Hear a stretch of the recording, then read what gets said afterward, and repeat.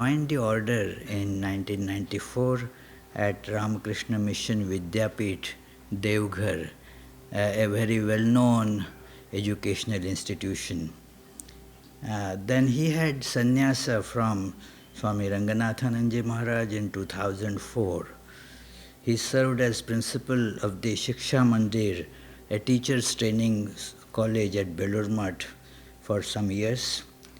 And then he served as registrar of the Vivekananda University near Belur Math. He was also Acharya before actually being posted here. He was Acharya at the Probationers Training Center at Belur Math for last 8 years. And that is, normally that kind of position is given to senior swamis. It was very rare for a sannyasi so junior given that responsibility. That shows, that the age or seniority has nothing to do with the wisdom and teaching abilities of a person.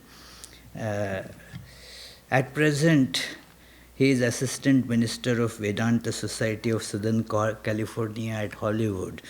He came to Vedanta Society as being posted here just 5 months back.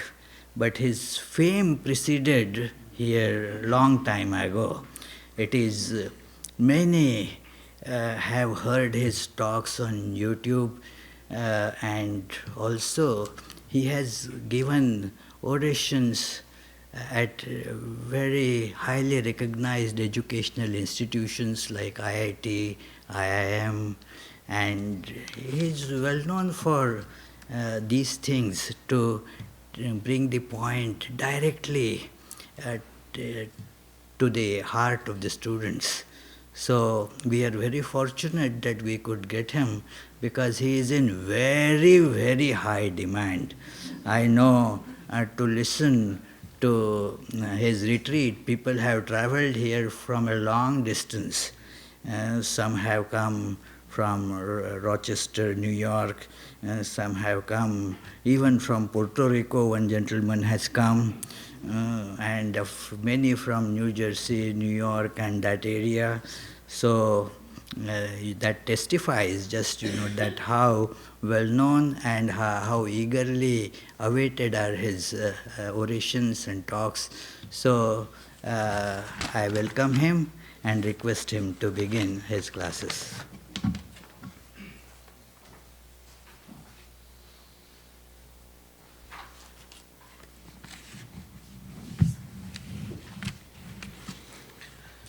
Om Sthapakaya cha dharmasya sarvadharmaswarupine avatara varishtaya Ramakrishnaya te namaha Jananim saradam devim Ramakrishnam jagadgurum Padapadme tayo shritva pranamami muhurmuhu Namah Shri Yatirajaya Vivekananda Surai Satchid Sukhaswarupaya Swamine Tapaharine Om Sahana Vavatu Sahano Bhunaktu Saha Viryam Karavavahe Tejasvinavadhitamastu ma vidvishavahe Om Shanti Shanti Shanti Harihi Om.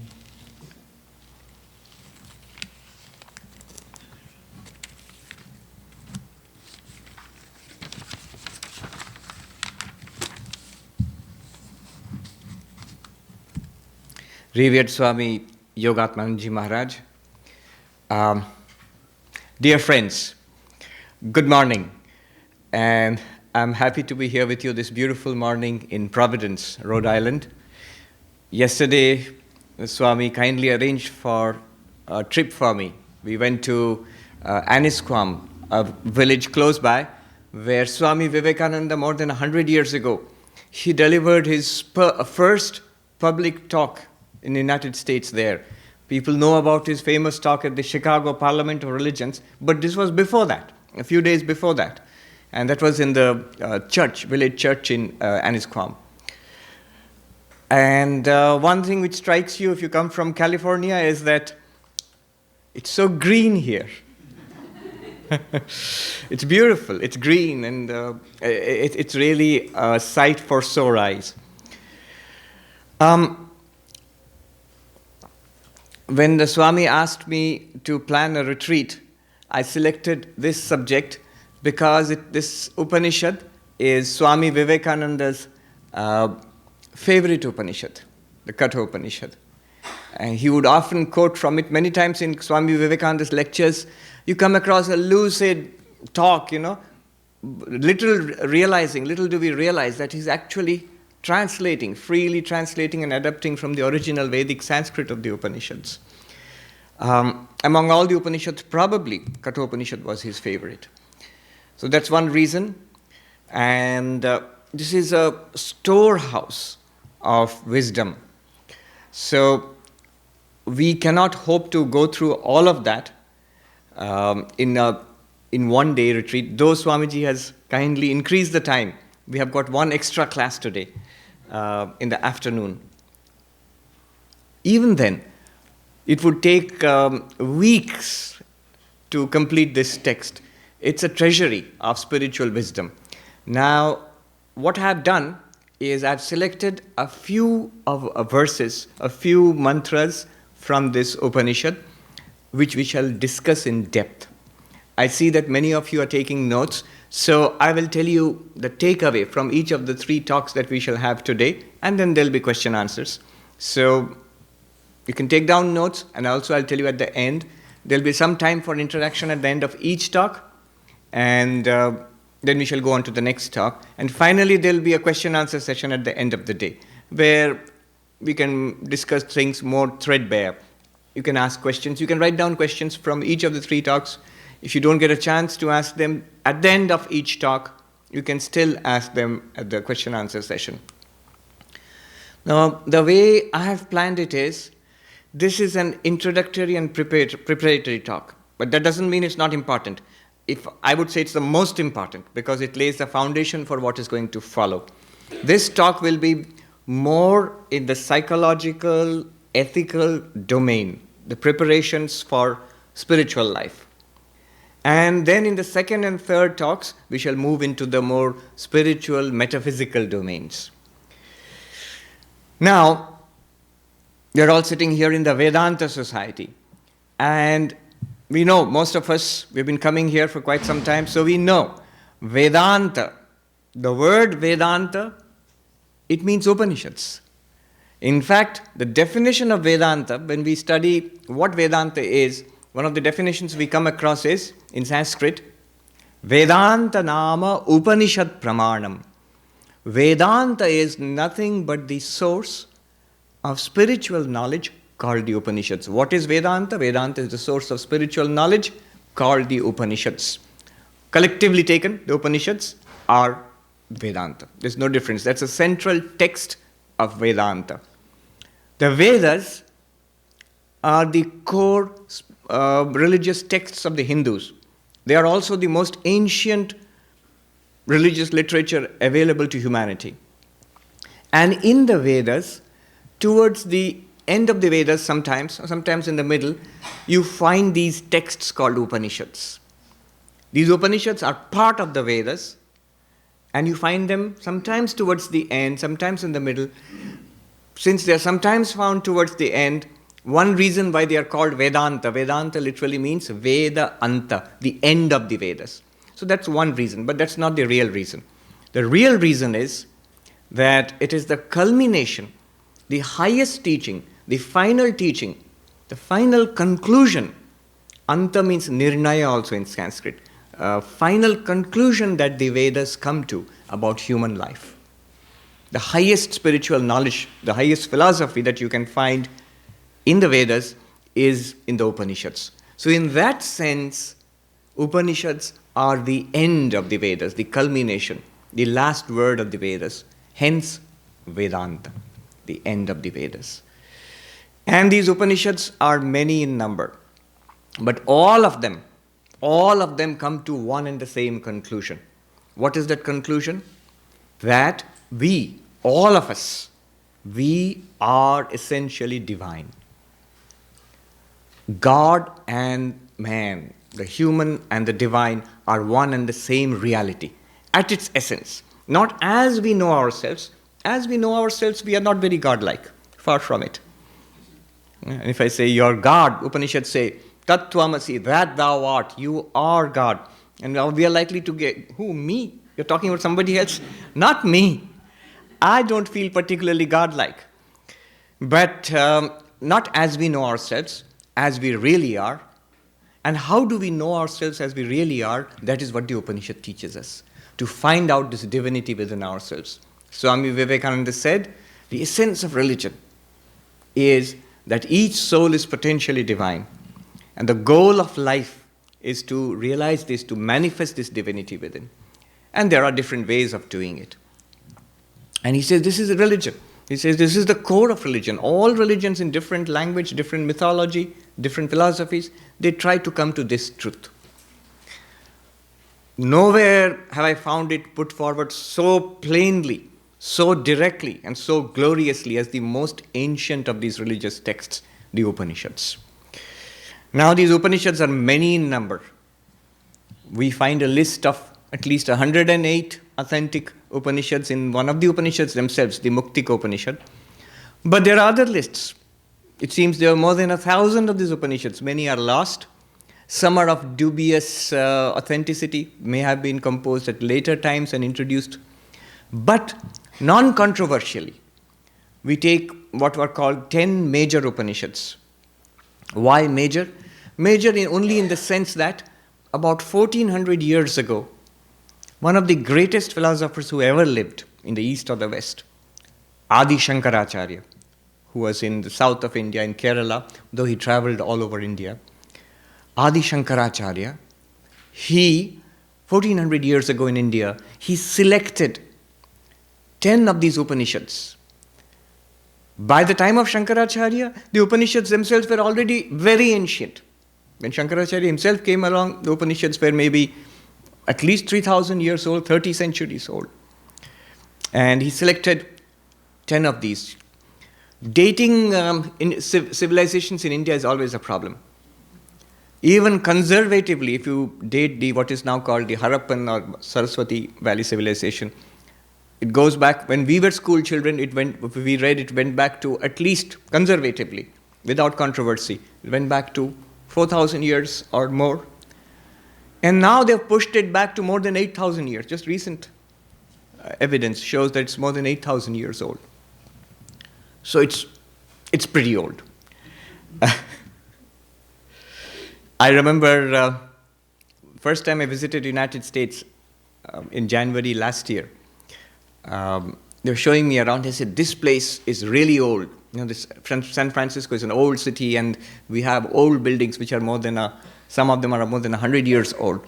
I said, oh, really?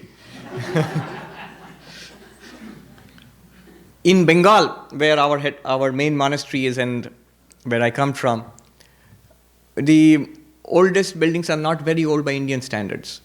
I remember we were taking a group of young monks, novices, on a tour of religious places. There's a place called Vishnupur in Bengal. And the oldest Bengal Vaishnava temples are there, which date back to 500 to 600 years. And they were saying proudly this is 600 years old, which is old. But I would see the monks who have come from the south of India, they're standing and smiling slightly.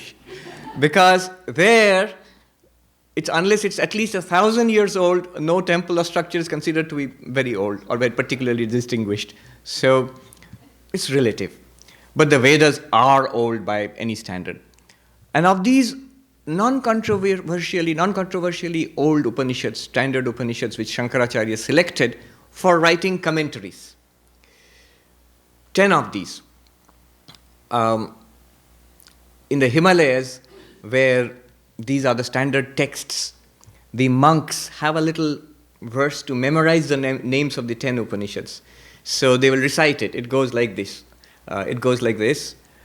Isha kena katha prashna mundamandukya titiri aitareyam cha chandogyam brihad aranyakam tatha. So these are the 10 Upanishads. Isha, Kena, Katha, the one which I've selected. Prashna, Mundaka Upanishad, Mandukya Upanishad, Taittiriya Upanishad, Aitareya Upanishad, and Chandogya Upanishad and Brihadaranyaka Upanishad. The last two are really big, but the others are smaller ones. And Kathopanishad is also fairly small. It has 2 chapters, each with 3 sections. But it's still too big to do in one day.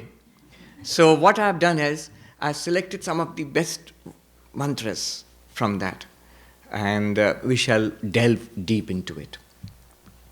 So all of these Upanishads, without exception, they say that we are one with God. We are one with God. God, the term is not used in the Upanishads, the term is Brahman. And Brahman literally means vast, the infinite. And we, if we would only know ourselves, Swami Vivekananda would sometimes say in this country, with a look of sorrow sometimes on his face, he would look at people and say, if only you knew yourself as you truly are. If only you knew yourself as you truly are. Meaning thereby, if we would really know the truth about ourselves, all our problems would be solved. You see, what is the purpose of all of this? The purpose of all of this exercise in the Upanishads is the very highest possible goal in human life. That is overcoming suffering and attainment of bliss. Overcoming suffering and attainment of bliss. That we'll go into slowly later on. Now this Upanishad, some of the Upanishads, they have stories. Many of these Upanishads are in the form of dialogues between the teacher and the taught. And this Upanishad is no exception. And this has a particularly cute story, this Upanishad. And you can see the story there on the screen.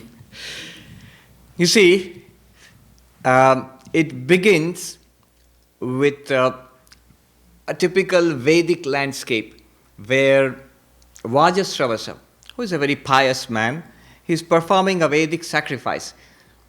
Now in those days, 30 centuries ago, religion meant fire sacrifices. Today if you go to Hinduism, it's very different. Hinduism evolves organically. So Hinduism today is temples. Nowadays there are a lot of Hindu temples in the United States. So if you go, you will see deities and worship with rituals and so on. But you'll always see a sacred flame burning. A little lamp always will be there for pujas. Now that lamp takes us back to the days of the beginning of Hinduism.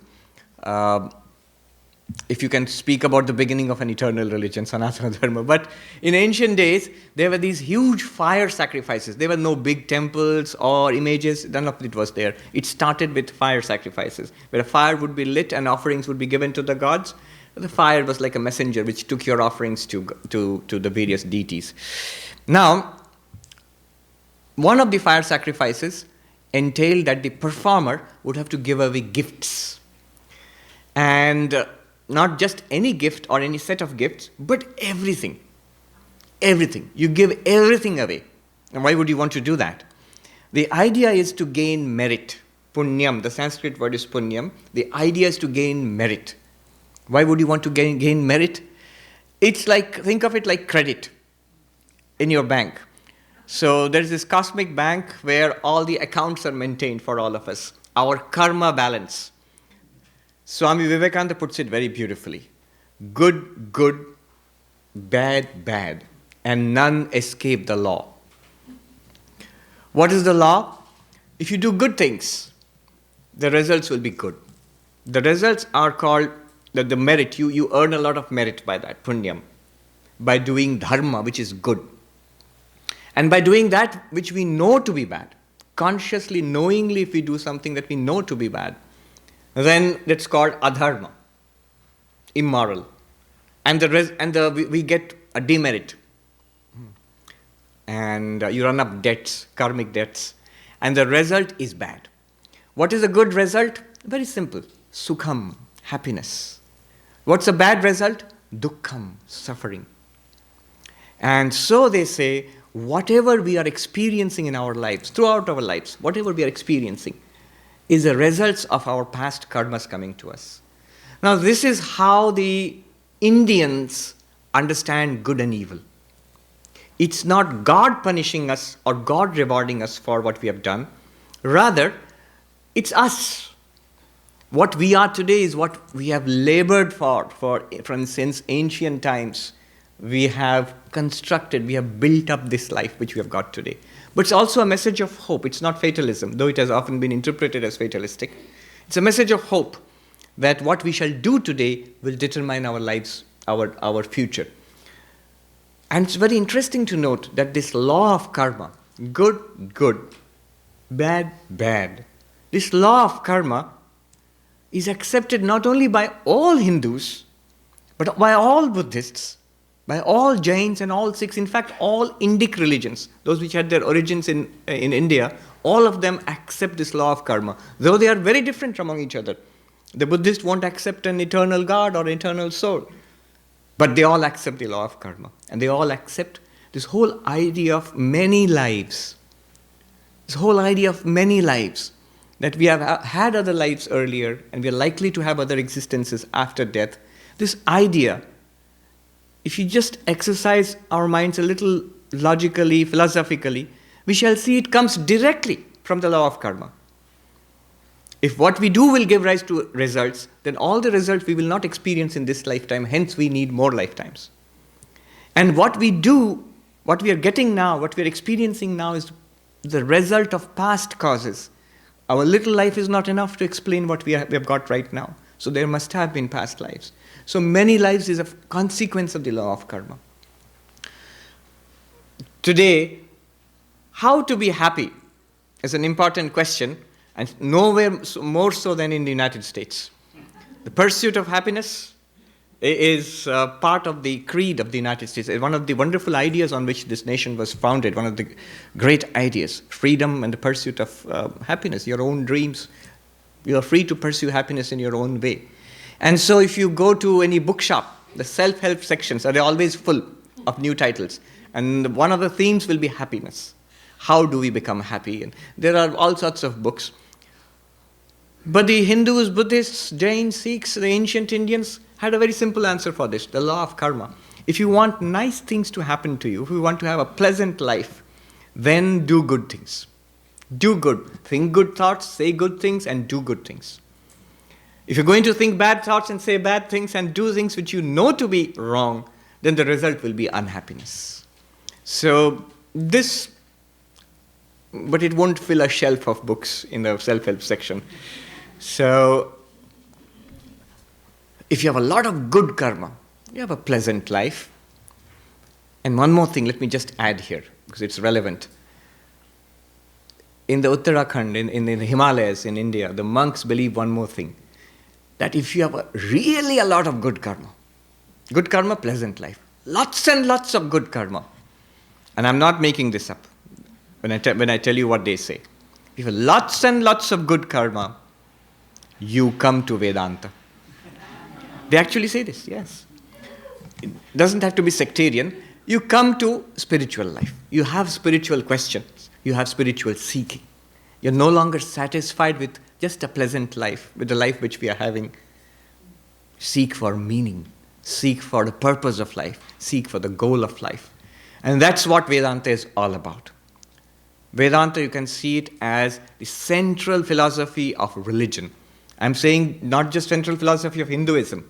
To my way of understanding and to the way of understanding we have in the Ramakrishna order, Vedanta society, it's the central philosophy of any religion. The core idea. Without this, it doesn't make sense.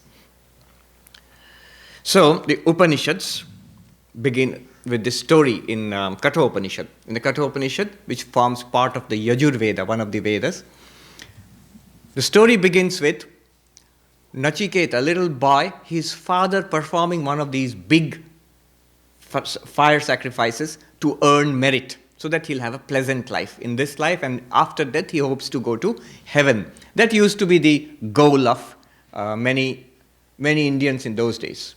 You go to heaven after death. Nowadays the goal is mostly you come to USA. So not in the next life, in this life itself. You earn enough merit to come to the United States. But the goal was to go to heaven, and Nachiketa's father, little boy's father, thought no differently. It's not a particularly spiritual goal. Have a pleasant life in this life, and after death, you go for a much more pleasant life in heaven. And so he performed this sacrifice, and he was giving away gifts. And the little boy, Nachiketa, he saw something strange, funny happening. As little children often are, they're very direct. He sees that his father, who's supposed to give away all his wealth, and wealth in those times meant cattle, cows, because it was a very agrarian society. And the more cattle you had, the more wealthy you had. And not very different from this country, what it was 100 years ago. So we all grew up reading stories of cowboys in USA. So that was wealth. And you can understand why it would be so. And Nachiketa's father is supposed to give away that wealth. And Nachiketa sees his father is keeping the good cows aside. And the cows which are not giving any milk, will not give any more calves, and are sick or something. Otherwise, he's donating all of that to the gifts, to the visitors who have come for the big ritual. And Nachiketa, the Upanishad says, Shraddha avivesha, that faith entered into him.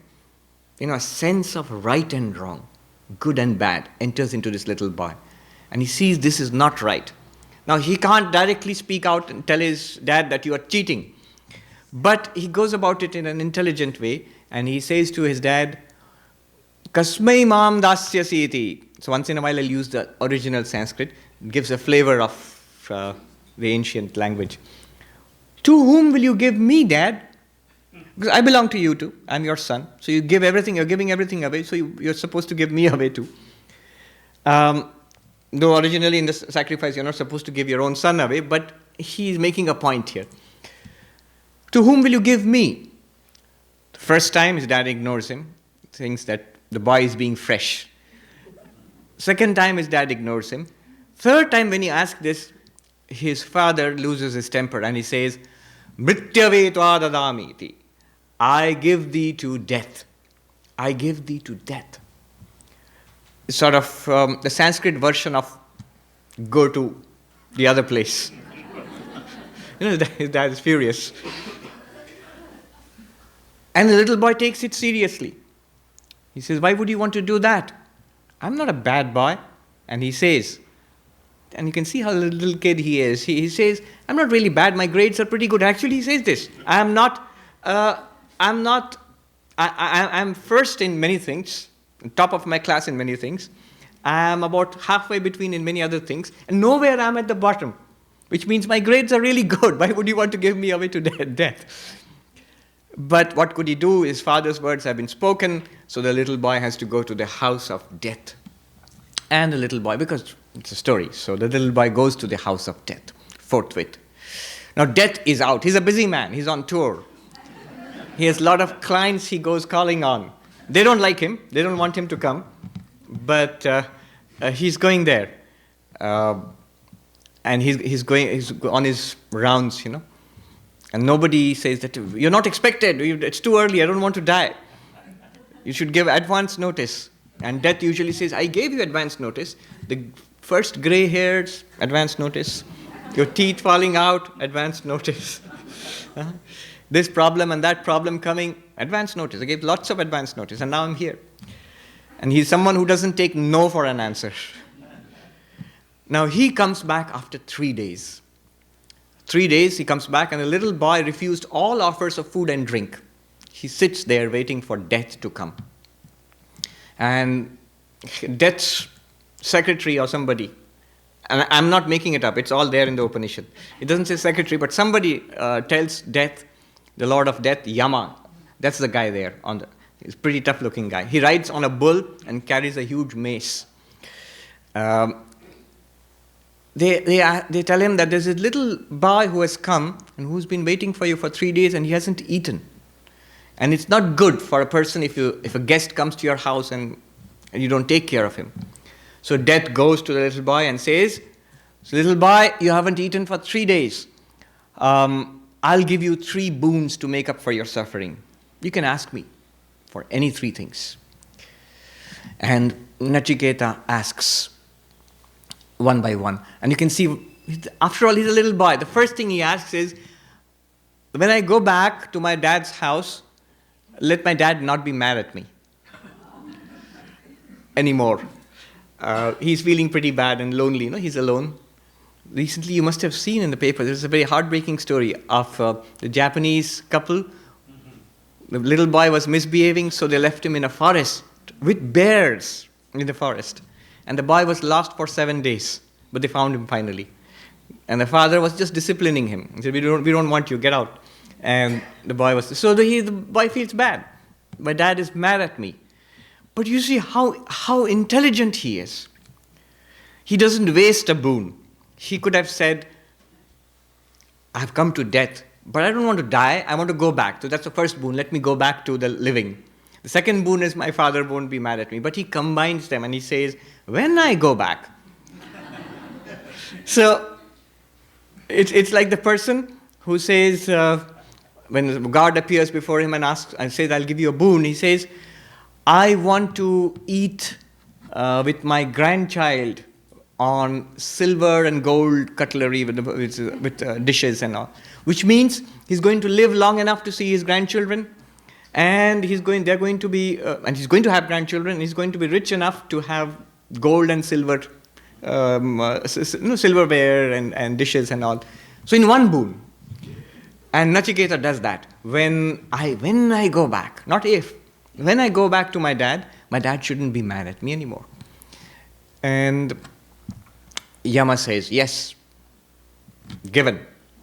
And Nachiketa, he's a child of his times. So he knows what religion is of those days, the big fire sacrifices, and he knows all the grown-ups want to go to heaven. So the second boon he asks for, which is the highest heaven, and they have got different heavens. In Hinduism, we have got 7 worlds, one above, one each more subtle than the other, and each better than the other. Don't be tempted. They are all very tempting, but we are not going down that road now. But Nachiketa says, what's the way to go to the highest heaven? Teach me the best of these fire sacrifices. And Yama does that. Yama teaches him the best fire sacrifice that there is. And he says, okay, time for your third boon. Ask for your third boon. I'm reminded of that was some 16 years ago, when I was a new monk, a brahmachari, we call it a novice, in the place where I joined, Ramakrishna Mission Vidyapit Deoghar. It's a school for little kids, like Nachiketa. And a very senior Swami Atmasthanandaji, he was visiting. He was the general secretary of our order at that time. He was visiting that particular center. And we had put together a little play, Yama and Nachiketa, for him. And all the teachers would attend, and all the parents would come for the play, and the school kids would put on that play. And they rehearsed and rehearsed. And it was a disaster. So a little boy was Nachiketa, and a rather hefty kid was Yama. And they forgot their lines, and one of the Swamis had said, the most important parts, let the students stand there, and from the back, I will chant in Sanskrit. The original should be chanted in Sanskrit, the most important parts. The rest of it was in Hindi. And when the time came for him to chant, we looked around, and he had gone for a restroom break at that time. And the kids were standing and looking back at us, and we felt so bad we couldn't do it. We were shrugging from there. And the audience was booing, and they were falling over each other laughing. They found it cute, but the kids were sweating it out. And finally, when time came for the third boon, and Yama asks the kid, ask for your third boon, what do you want? And from the audience, somebody said, tell him I don't want anything, it'll bring this play to a close.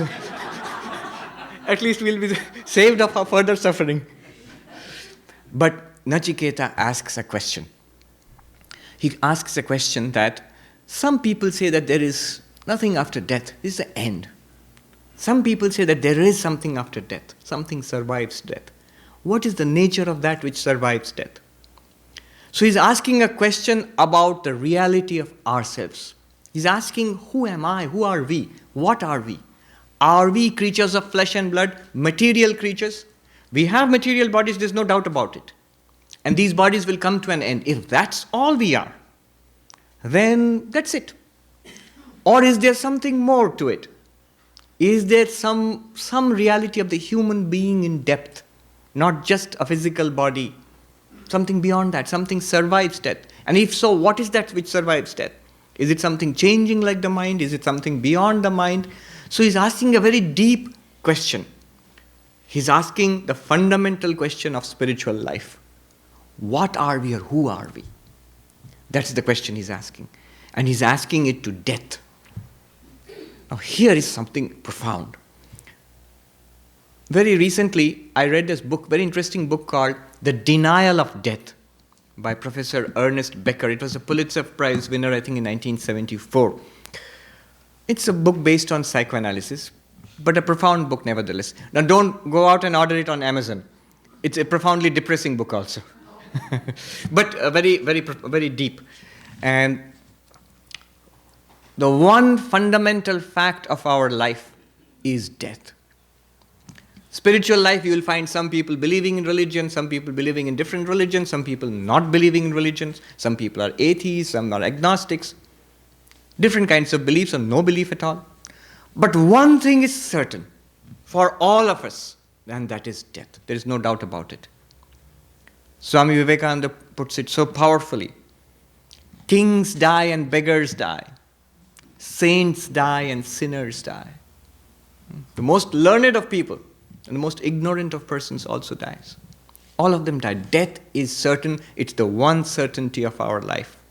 It's this truth which made a prince into the Buddha. Prince Siddhartha, when he saw Gautama in the north of India 2,500 years ago, he saw the fact of old age, sickness, and death finally. And he said, what is the way out from this? Is there a way out of this? That's a fundamental question in spiritual life, facing up to death. And this professor says, one of the characteristics of our lives is we deny death. Deny death, nobody actually logically denies death, but we live and behave and think as if we are not going to die.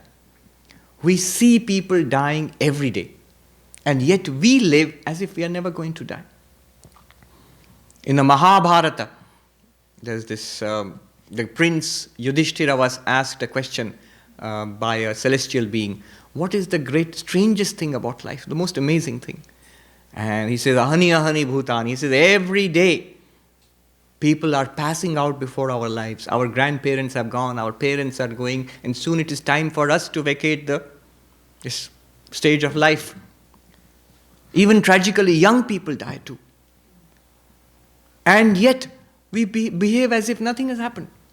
We mourn and we go on. And we do exactly the same things everybody is doing, and we go on like this. The professor calls it a fundamental fact of our life, denial of death.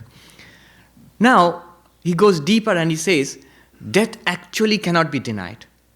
We are ignoring it, but if you ignore it, it won't go away. It expresses itself in different ways in our life.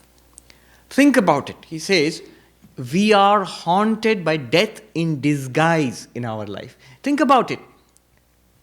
If we miss one meal, just food, lunch, by some accident, by some problem, how anxious we become. There's no harm if you miss a meal, but we become anxious. If we get a little pain or a little fever or a little cough, we become so anxious about it. You see, why? The reason is, we become overly anxious about it. The reason is, this professor says, is that it shows that at any time this thing, what we call our life, can fall apart. That's the anxiety which haunts us at the back of our minds, that this life can fall apart. And this is what haunts us. And to cover up this, he says, he calls it immortality projects. We have immortality projects. Immortality projects, it could be in politics, it could be in business, it could be in art or science, or he says even the ordinary man on the street struggling to make do with his family life and bring up a family and earn money, get property, all of these, whatever we call the business of life, these are the immortality projects he speaks about. And he says, and yet all of these are doomed to failure, because one day we're going to die and leave all of these behind. So it's very interesting that this little boy goes to death. and asks what lies beyond. He says, tell me what lies beyond. You are the best teacher in this case.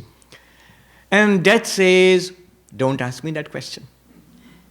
He says, ask me anything else. Ask me for any other boon, but don't ask me that question. And he tempts, temptation with a capital T. He tempts this child. He says, you want wealth? I will make you the richest man on earth. You want land? I'll make you the greatest king on earth. And you want heavenly pleasures, which he says, Nahidrishalambhaniya manushya, such pleasures which are not available to ordinary run of mankind. I shall give you those things also in this life. But don't ask me about what lies beyond death. And Nachiketa, he's testing Nachiketa, of course. And Nachiketa's reaction is important. That should be our reaction if we want to walk on the spiritual path. His reaction is, as long as you are there, O death, none of this matters. Because it will all come to an end. It will all come to an end. The best of lives and the worst of lives will come to an end very soon. Even if you give me the longest life, the richest life, most fulfilling life, it still come to an end. At the moment when it comes to an end, all of it will be as nothing, because it's all gone. It's all gone. Nothing is eternal in what you are offering. Nothing is permanent in what you are offering. And all the pleasures you speak about, they tire down, they wear down the human system. Sarvendriyani jarayanti teja. In Sanskrit he says, all our systems are worn down by trying to enjoy the world. How much can a person eat? We speak about the billionaires. How much of that can they spend? They're working tremendously hard for the next billion.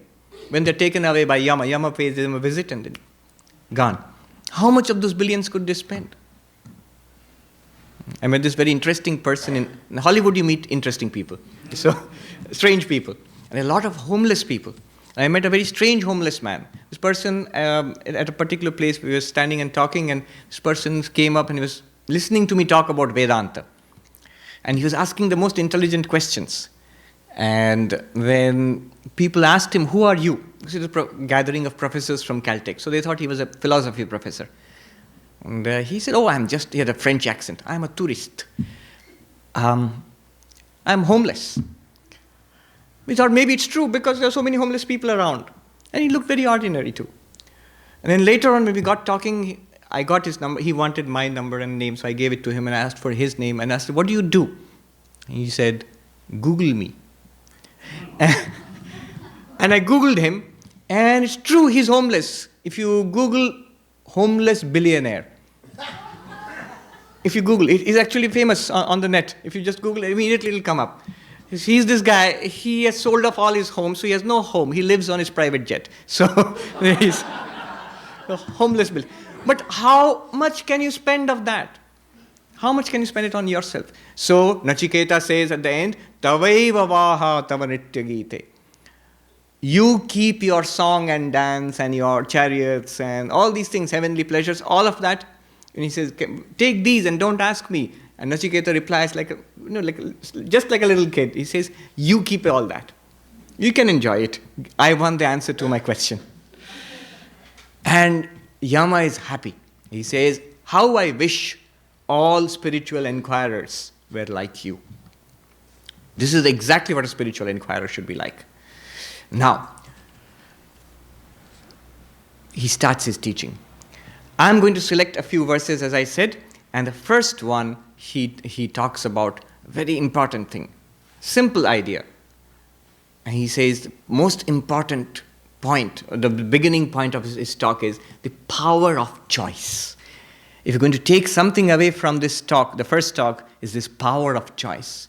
He says, Anyat Shreya Anyaduteiva Preya Te Ubhe Nanate Purusham Sinita Tayo Shreya Adadanasya Sadhu Bhavati Hiyate Arthad Yau Preyo Vrinute. He says, at every moment in our lives, two things come to us. The pleasant and the good. The pleasant, nice. And that which is good for us. Unfortunately, they are not the same all the time. Two things come to us at every moment in our lives: the pleasant and the good.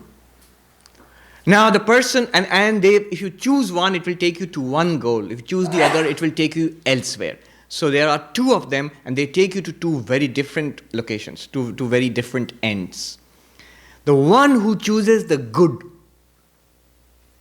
will reach his goal. The Upanishad just says his goal. It means a spiritual goal, but it could be any goal in human life. The one who chooses that which is good. The one who takes the easy way out, the pleasant way out, falls away from the goal. You might say it's very simple, but it's very important. It's the power of choice. It's one of the greatest powers that we have. Every moment we have the power of choosing. Choosing what? We have the power to choose what we will do, the next moment. You say, Swami, I can't control myself. What I'll do, I plan to do many things. I have to-do lists. I have resolutions, New Year's resolutions. They last for 2 or 3 days at the most. The mistake we are making is, and follow this carefully, the mistake we are making is we make a resolution, now we shall do it for next 1 year. Not that way. You do it for the next 1 hour, half an hour, 1 minute, and then take another decision. To do it for the next half an hour, next 1 hour. Take another decision. Who told you that you cannot take a fresh resolution, fresh decision every minute? You can. Every minute is a new minute. Every second is a new second. And every minute offers us, the Upanishad says, the two come to us together. And you have to choose one or the other. How do I know which is good for me? We all know. In one of the Socratic dialogues, Phaedrus, I think. Socrates says to the student, he says, my dear boy, do I have to tell you what is right and what is wrong? We all know it in our hearts. At least what's good for me. We have a generally good idea. So what is right and what is wrong, what is good for me and what is just nice, it comes to us all the time. You take a decision every moment, moment to moment. And if we take consistent decisions, you will see miraculously our New Year's resolutions and all our goals in life, they are all fulfilled just like that. So what decisions do we take? What to do, number one. More important, what to say and what not to say. Even more important, what to think and what not to think. Oh, I can't control my thoughts, Swami. Wait, the same principle applies. We cannot control our thoughts for 15 minutes, half an hour, 1 hour. But we can control it for 30 seconds, 10 seconds, 5 seconds. The next moment, yes, 1 moment I can control it. Take a decision the next moment again. Fail, forget to take a decision. Doesn't matter. Take one immediately the moment you remember. Consistently taking decisions, the Lord of Death says, you choose the truth, you choose that which is good for you, the Shreya, and it will lead to you to your goal. Peter Drucker, management guru, who strode like a giant in post-Second World War, the field of management in the United States and the whole world. He says we live in an age of choice. He points out something interesting. Our grandparents did not have choice. For thousands of years, the vast majority of humanity in different civilizations did not have choice. What we shall eat, what profession we shall follow, what your parents have done, grandparents have done. The vast majority of humanity did that. Where we shall believe. Most people throughout the history of humanity were born and lived and died in the same place. Very few people got the chance to migrate. What shall we eat? What your parents and grandparents up to the last 100 generations have eaten, mostly that. What shall we wear? What shall we study? All of that was more or less predetermined. Humanity did not have much scope, much degrees of freedom earlier, except a very few extremely powerful people maybe at the top. The vast majority did not have it. And Peter Drucker says it has changed in the last 50 years. Imagine, many of us here were born oceans and continents away. Many of us here, most of us I would suspect, we do things which our parents or grandparents did not think of doing also. We eat food which they did not. ever think of eating. We wear clothes, we think thoughts, we watch TV shows, everything. You have an enormous choice. One of the things which strikes an immigrant to this country is the supermarket. When you go in there and you see entire shelves of cereals or chocolates or something like that, choice. People may criticize it, but it's a fact. It's a fact that we have choice for the first time in mundane things and in deep and important things. And that choice gives us a heavy burden of responsibility also. How so? One more fact. He points out that especially women have more choice today than they ever had, their grandmothers had, even their mothers had. Women have much more degrees of freedom and choice today, thanks to the feminist movement, the rights movements in the last 100 years or so. They were bound completely by social fetters for thousands of years. So this choice puts us we have to choose now. It gives us tremendous responsibility. Drucker says young people have to make certain choices by the time they are in the late teens or early 20s, which will determine what will happen to them, everything, where they will be, whom they will marry or not marry, what job they will do, how much they will earn, what kind of life, the purpose of their life, everything will be more or less impacted upon by the choices they make in the early 20s. So it's a very big responsibility. Earlier, yes. Swamiji, namaskar. My name is Vivek. Yeah. I just had a question about. Yes. You said that we have a choice at every moment even about what we think. Yes. And what not to think about what is good for us. Yes. But does that hold true in all cases, even about, let's say, grief about a loved one was departed? True. So, for example, the Buddha, I've read that even after reaching enlightenment, when he heard that his kingdom was destroyed, he still grieved. True. All right, I'll come to that. It's a good question. This matter of choice, we'll explore that for a little while with the time remaining to us. There was an experiment conducted in Stanford University in the 60s and 70s. Walter Mischel, a well-known psychologist, he conducted this experiment with little children, 4-year-old, 5-year-olds. And it's called the marshmallow test. It was, some of you have seen that. It was repeated. He's now in Columbia University in New York, Walter Mischel. But it was repeated again by his colleague, Philip Zimbardo, who is a very famous psychologist. His books, Psychology and Life, are in fact textbooks in university courses. So Zimbardo's experiment, which was much more recent, has been recorded actually. And you can see these videos on YouTube if you Google Zimbardo and marshmallow test. Basically, the idea was the importance of choice, of willpower. What he did was, little children would be called into a room and the psychologist would offer them a marshmallow and say, "Do you like marshmallows?" And child says yes. By the way, I didn't know what a marshmallow was until I came here to the United States. I'd read about it, but it's not a common sweet in India. So the child says yes. And sometimes children, one particularly smart kid said, "No, I don't like it." But the psychologist was smarter than him. So he said, "Okay, do you like chocolate?" He had chocolates in his pocket too. And the child said yes. "Now, here is a marshmallow. If you want, you can eat it now. I'm going out for some work. But if you want two, do you want two?" And it's important. Every child said, "Yes, I want two." In that case, what you do is just wait a little. Let me come back. I'll be back shortly. And then you don't eat it now. If you have not eaten it when I've come back, I'll give you one more. You'll have two. But in the meantime, if you eat it, you will have just the one. You won't get the second one. Now, this is important. Every child said, "I want two." Every child said, "I will wait."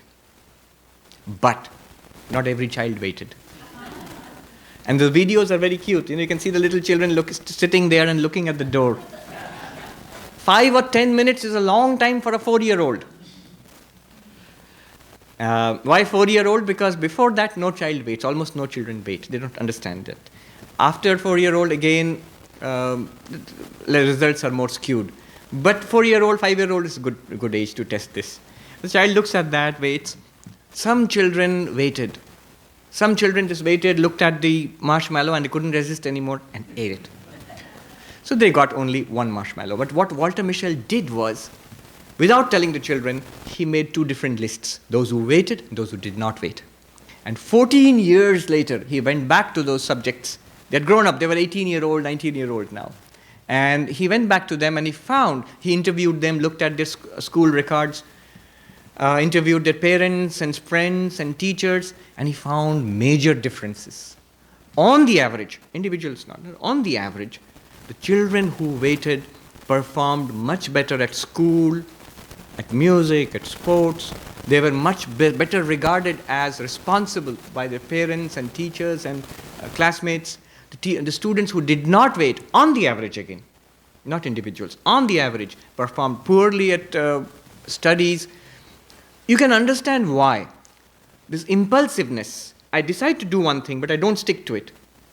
I immediately do the next pleasant thing that comes along. You see, what is good, I wait, I'll get 2. 2 is better than 1.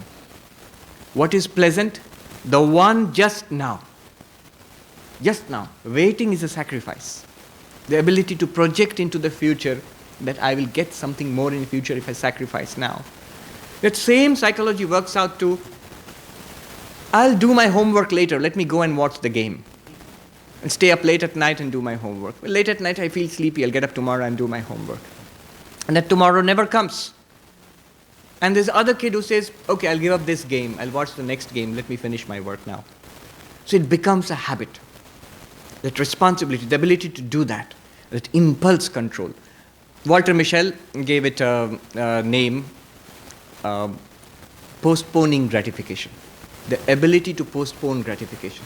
He says that is the key to success in life, not IQ. Later on, Daniel Goleman developed it into EQ, emotional intelligence. And one of the components, not all, but one of the components of this was the ability to postpone gratification. To forego that extra cookie if you are on a diet. To stick to a tough regime of work and exercise and family responsibilities day after day, month after month, year after year. That takes that kind of ability to stick to it, to keep your eyes on the road, not to get distracted. And one teacher put this very beautifully. He says, we tend to get distracted by what's present right now in front of us. That's what advertisements try to do, what shops try to do. One psychologist was saying, how they design a shop. So the best-selling items you enter into the right. Why to the right? Because most people when they enter a supermarket, they have studied it. They take a right turn. So the ones they want to sell are put right there in the right turn. Things like that. They study human nature so carefully. So this ability to hold on to what we want to do. The teacher put it so nicely. He says that when you are driving and there's rain and you switch on the windshield wiper. So the thing goes like this. And if you get distracted by it, if you start doing, you're in trouble. You'll terrify the passengers. What are you doing? Keep your eyes on the road. No. So this teacher put it very, very interestingly. He says, don't get distracted by this. That's its job. It'll keep doing that. You have to keep your eyes on the road in spite of that. Similarly, the good and the pleasant. The pleasant will keep appearing in front of you. You take your eyes off that and keep it on the good. Not just little children. It extends all the way up to corporate CEOs. Some of the causes of the present economic depression in the United States and all over the world is corporate greed.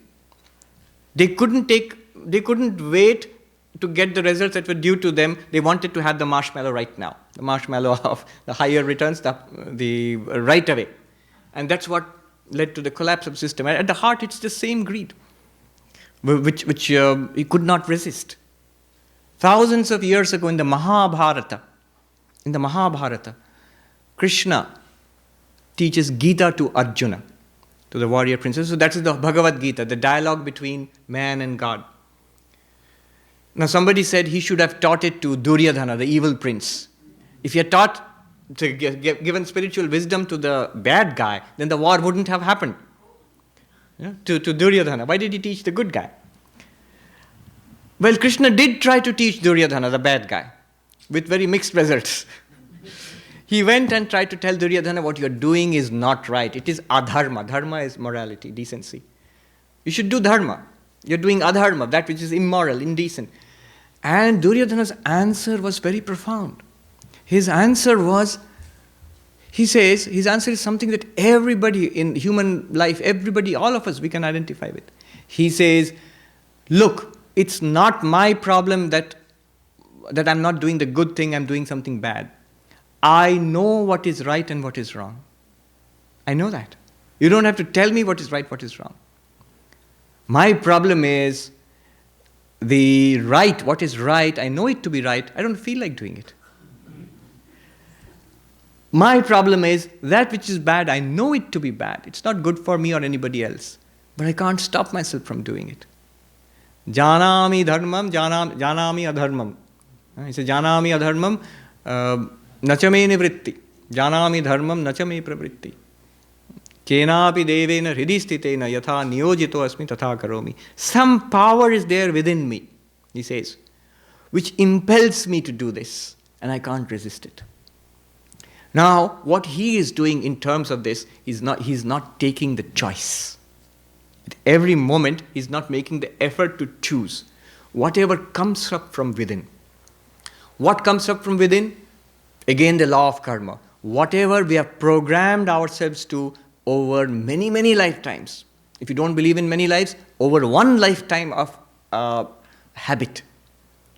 Whatever we have put in ourselves, that's what will come out. It's like a computer with a default setting. The moment you switch it on, I don't know if the new computers do that. Earlier computers would say that, should I go to the MS-DOS or something like that? Or default, they'll give you 10 seconds and then it goes on and does whatever it was programmed to do. In those 10 seconds, if you break it, if you break that loading of the programs, and you can do something else. In the same way, whatever is within us keeps coming up. It's a default setting. We do things by habit, we speak by habit, we think by habit. Yet, at every moment, there is a choice. There's a small gap, just like that computer booting up a few seconds. In our case, not even a few seconds, less than a fraction of a second. There is a window of opportunity to exercise free will. There is a gap of consciousness. And this has been confirmed by modern neuroscience. That there is a small gap where the newer brain, the cognitive parts of our brain can actually take a rational decision, a cool decision. That's why they say you delay, it's a wise saying, that you delay important decisions. And don't act on impulse. So, that act lets our more modern part of our brain, the evolved brain, act. So, neuroscience supports this. In the Gita, when Krishna tries to teach Arjuna says the same thing which Duryodhana said, but with a slight difference. He says that anichannapi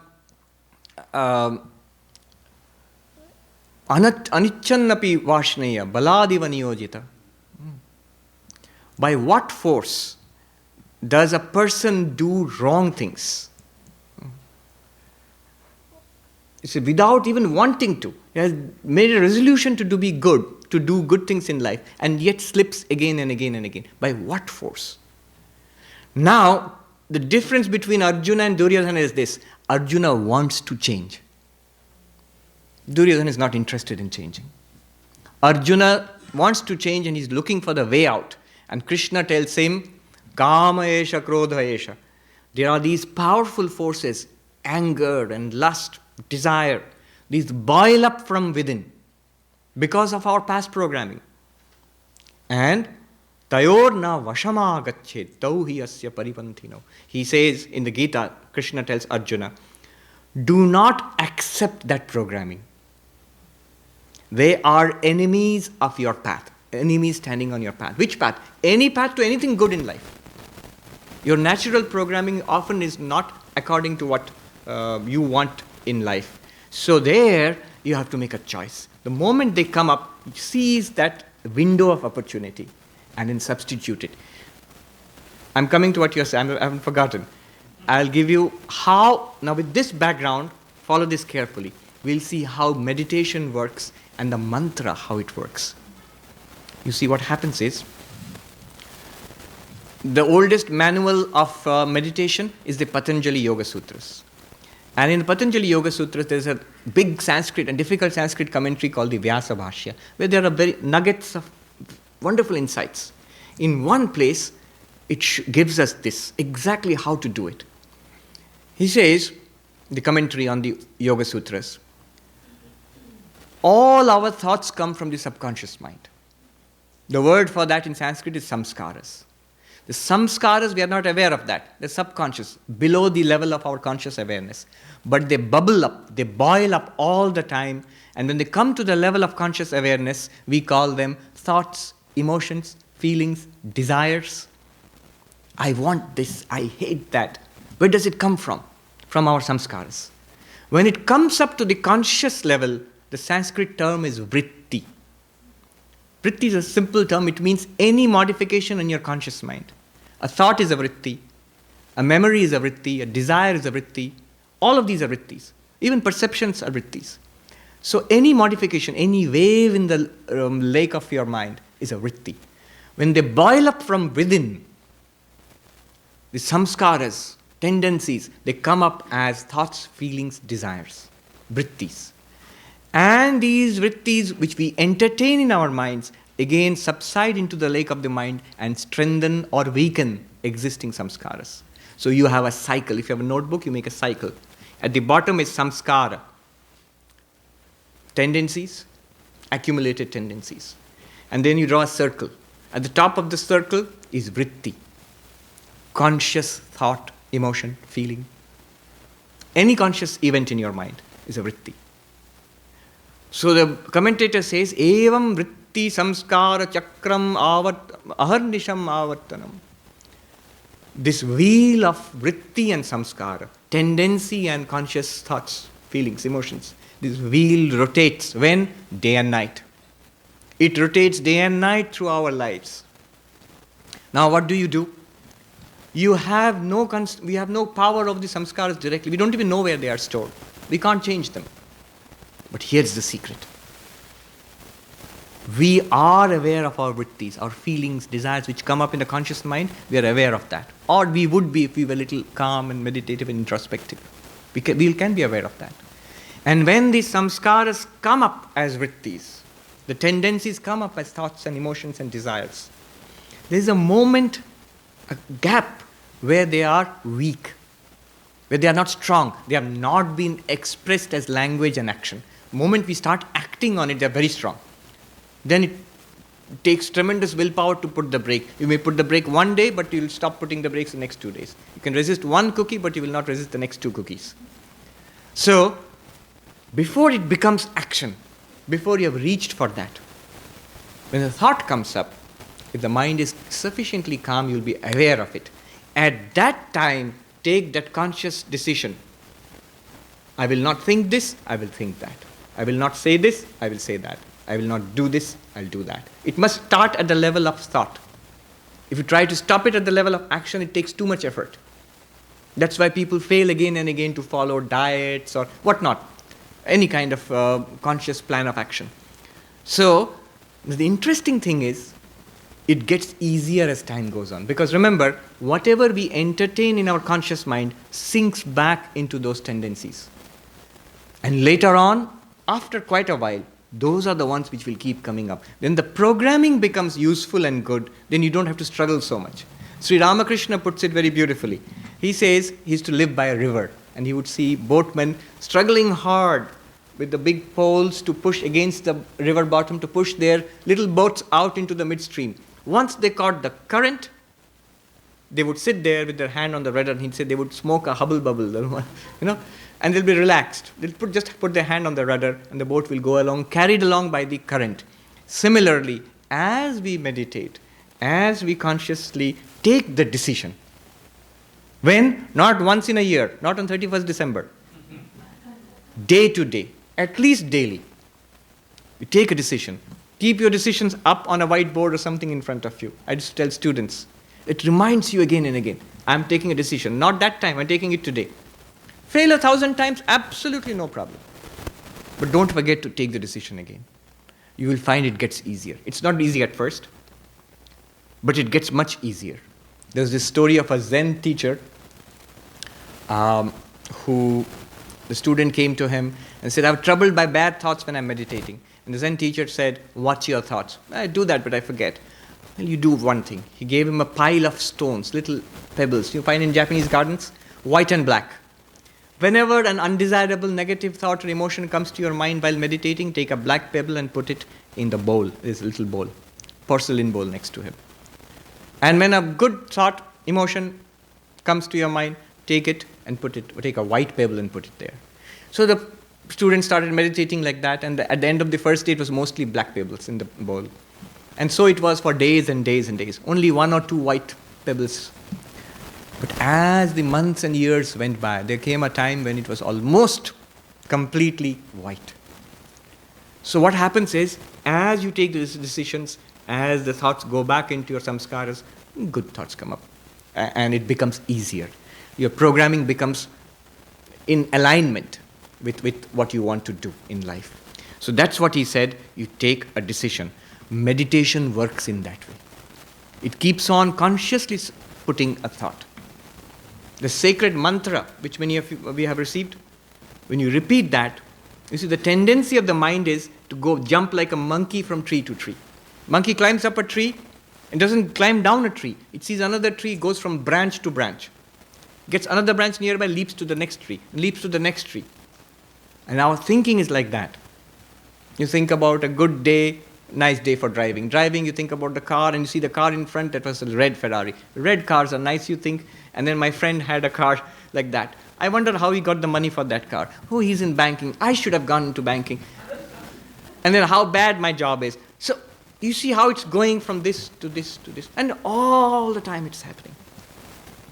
One way the mantra functions, only one very simple way, the deeper ways. But the one way the mantra functions is, it doesn't allow the monkey to jump from tree to tree, the monkey of the mind.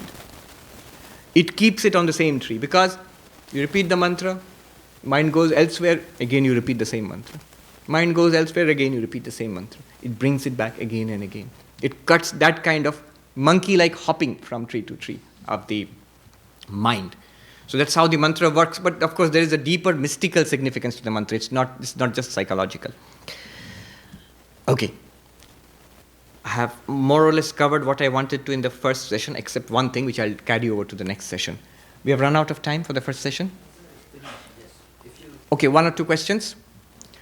Now, your question was that grieving, does it still happen?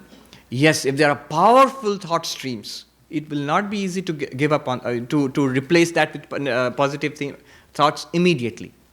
But grief also dies down with time. Otherwise, we could not survive. People could not survive. It will go down with time. If it's a very close and dear one, it will never truly go away. But it will go down with time. The mind repairs itself. And then you can use the positive method. Yes, there's a question. I think you may have answered my question, but I've had for a very long time. Given that the unconscious mind is probably involved many thoughts simultaneously, whereas the conscious mind really can only entertain pretty much one thought. Exactly. What is the gate that allows one thing from the subconscious to reach the conscious and not only a myriad of other things? There are many reasons why certain things come up. One thing could be our environment. Our environment throws hooks into our mind. So that's how advertisements work. You see on the screen something nice. There's a person with an iPhone. He's smiling. I want to be happy. He's happy. And he's got an iPhone. Okay, iPhone equals happiness. So the environment is throwing the hook into my mind, and it catches on to things which are there already in the mind and pulls out certain kinds of fish from the lake of the mind. That's one way. From the environment. So the environment is very important. With whom we associate, what sort of things do we see, what sort of things do we hear, what will be summoned, what demons will be summoned out from our subconscious. That's one. The other is, there are exceptionally powerful forces in the subconscious.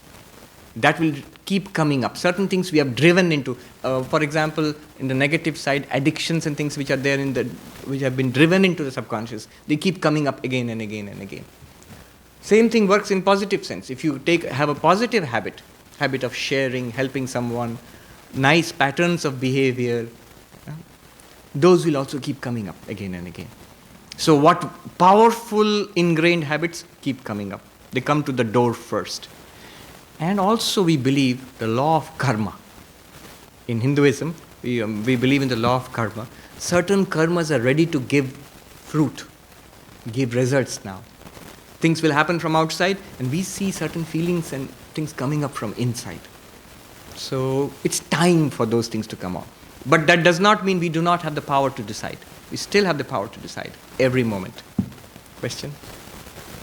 Okay? Yes, there's a question there.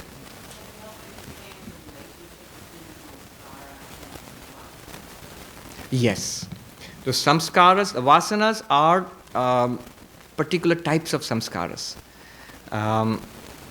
These samskaras, vasanas literally mean that which is like a perfume.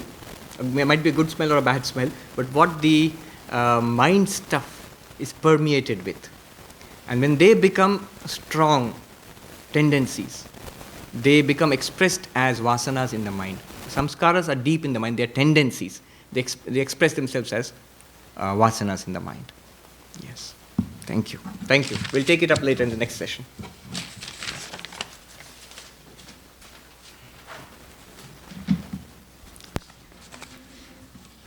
Thank you, dear Sarvapriyananda. We had all been listening with rapt attention this very educative and still interesting talk. Usually these two things are not combined, but here he had the skill to make it very educative, informative, and yet interesting. And while, we were having all our intellectual side, the side of learning was getting filled in, our guts were saying that we are not getting anything. So now it's time to give to them too. So we will go for our lunch and say the grace before going there. So please join in saying the grace. It will soon appear on the screens.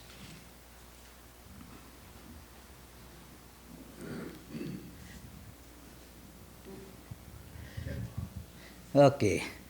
Om Brahmarpanam Brahmahavir Brahmagnau Brahmanahutam Brahmaivate Nagantavyam Brahmakarma Samadhina Hari Om Tatsat Om Shanti Shanti Shanti.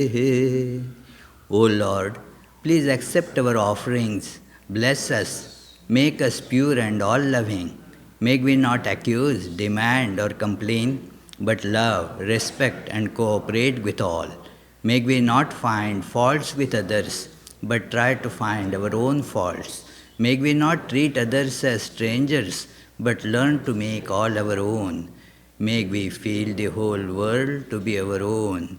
Peace, peace, peace be unto all. You all remember the change in the schedule? That the next session again will be by Swami Sarvapriyananda about the same topic. It was earlier a different thing that was going to happen, a Vedantic tale by some Swami Yogatmananda. But since he is not interested in that, so Swami Sarvapriyananda will be giving the same lecture, the same topic, I mean. Please go down to the basement and then take whatever. Yes, thank you so much for being inside. I think